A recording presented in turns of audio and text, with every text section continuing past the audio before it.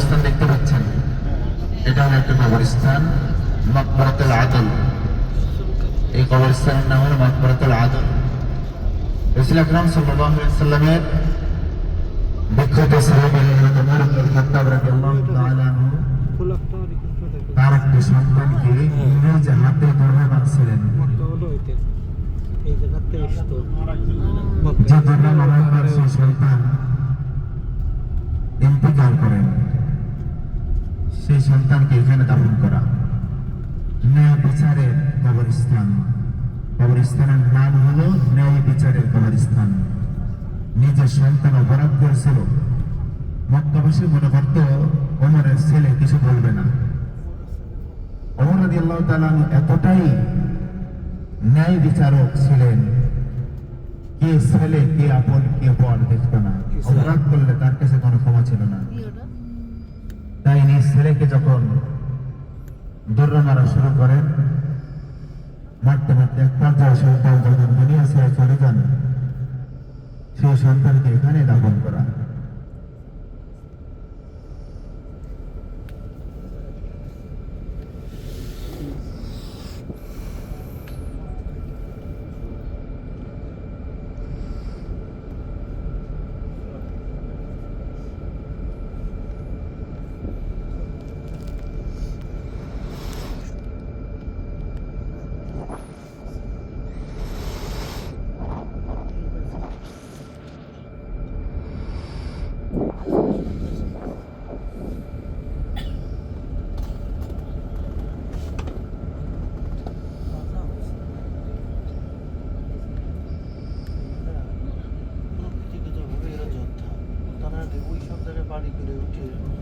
আমাদের যে বয়স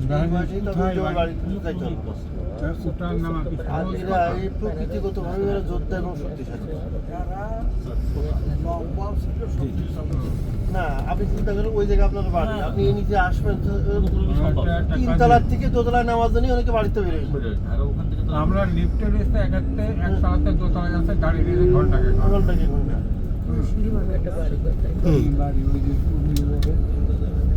বেশি না বললো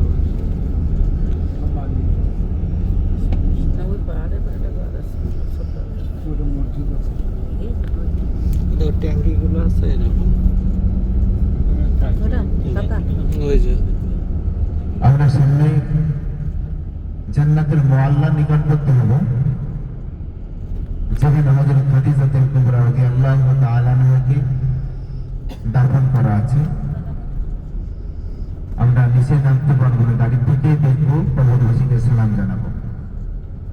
মক্কাতুল মুকাররমার অনেক ইতিহাস আছে, যে সকল ইতিহাসগুলো আমরা আপনাদেরকে বলে থাকি। কিছু কিছু ইতিহাস এরকম রয়েছে, যে সকল ইতিহাসের মধ্যে দলিল নিয়ে অনেক সমস্যা আছে, যেটা আমরা যদিও মাইকে বলে থাকি, কিন্তু কিছু ঘটনা এমন আছে যেগুলো, যে ঘটনার সাথে প্রকৃত সত্য কাহিনী কতটুকু আল্লাহ ভালো জানেন। যেমনটা আপনাদের ওমর ইবনে খাত্তাব রাদিয়াল্লাহু তাআলা আনহুর সন্তান সম্পর্কে অনেকেরই এমন মন্তব্য করেছেন যে বিষয়টা সম্পূর্ণ ভিত্তিহীন এবং এর কল্পকাহিনী, যা মানুষকে কাঁদানোর জন্য এটা বলা হয়ে থাকে। প্রকৃত সত্য একমাত্র আল্লাহ তাআলাই ভালো জানেন।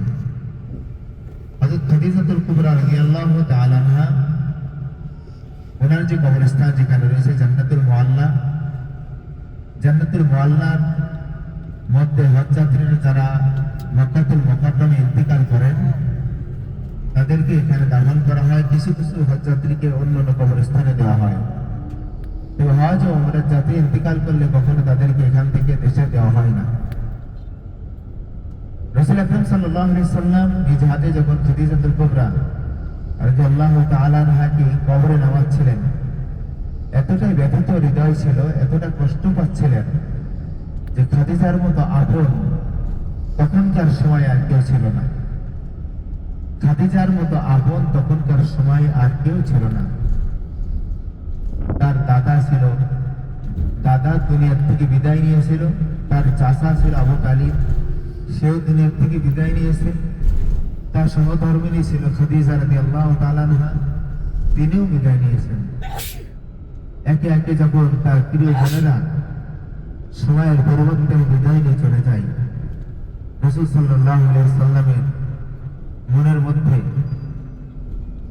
অনেক ব্যথা বেদনা নিয়ে অবস্থান করতে থাকে। তখন আল্লাহ সুবহানাহু ওয়া তাআলা তার হাবিবকে সান্ত্বনা দেওয়ার জন্য, তার মনের এই দুঃখ দুর্দশা দূর করার জন্য মেরাজের মতো একটি ঘটনা ঘটান। যে মেরাজের যে ঘটনাটা ছিল, এটা খাদিজা রাদিয়াল্লাহু তাআলা আনহা ইন্তেকালের পরের ঘটনা। সম্মানিত মা বোনেরা, ভাই ও বাবাজিরা, আমরা যে এলাকায় অবস্থান করছি এই এলাকাটার নাম হলো গাজ্জা। এই এলাকায় অসংখ্য বাঙালি হাজিরা আছেন। এই গাজ্জায় এখানে মূলত জান্নাতুল মুআল্লা অবস্থিত। আমাদের হাতের ডানে সবাই খেয়াল করেন, গাড়ির সামনে হাতের ডানে যে প্রাচীরটা দেখা যাচ্ছে, এটাই হলো জান্নাতুল মুআল্লা।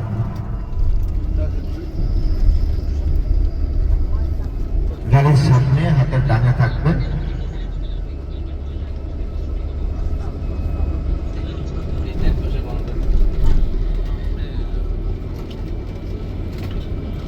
হাতের ডান পাশে যে বাউন্ডারি দেখছেন, এটাই হলো জান্নাতুল মুআল্লা।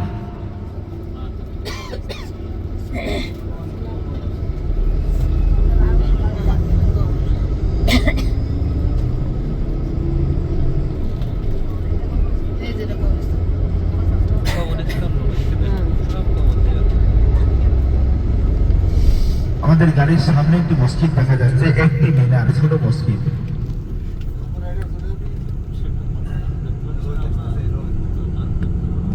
সবাই গাড়ির ডানে খেয়াল করলে দেখতে পাবেন এই মসজিদের নাম হলো মসজিদে জিন। সেখানে রাসূল আকরাম সাল্লাল্লাহু আলাইহি ওয়াসাল্লাম জিনেদেরকে বয়ান করে শোনাতেন। এটাই হলো সেই স্থান। এখানে নামাজ হয়, জামাত হয়। এই মসজিদে রাসূল সাল্লাল্লাহু আলাইহি ওয়াসাল্লাম জিনেদের জন্য শুধুমাত্র নির্দিষ্ট সময় বয়ান করতেন।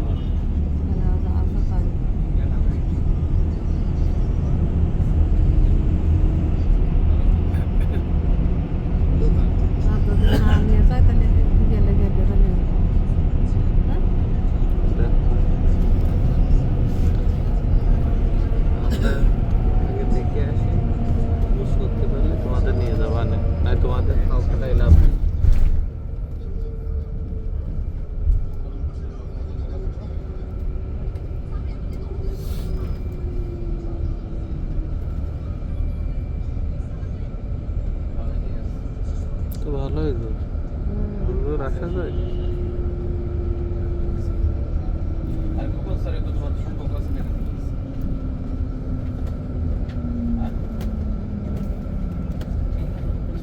থাকে তাহলে তোমার সাথে যাওয়া যায় বলে ও সে গরিব চলে আসে